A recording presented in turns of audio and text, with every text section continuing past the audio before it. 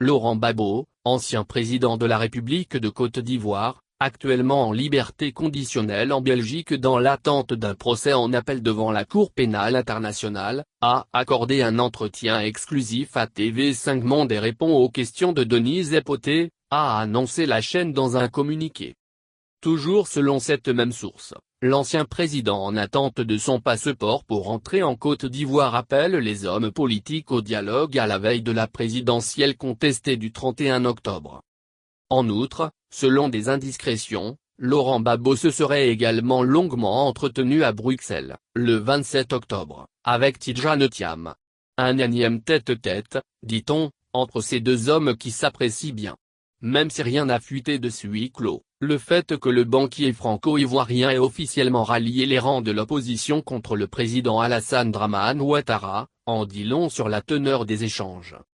Par ailleurs, Alassane Ouattara a affirmé sa volonté de voir Laurent Gbagbo revenir dans son pays, au moment opportun, dans un entretien accordé à RFI et France 24. Il est temps que Laurent Gbagbo revienne en Côte d'Ivoire, a-t-il indiqué. Sans pour autant faire le nécessaire pour que l'ancien dirigeant rentre au bercail. Sans passeport, document pour lequel les autorités ivoiriennes le font courir, Laurent Gbagbo ne peut pas effectuer un retour dans son pays. Une stratégie bien mûrie par Alassane Ouattara, pointé du doigt pour avoir volontairement tenu éloigné des élections ses principaux rivaux, notamment Guillaume Soro et Laurent Gbagbo.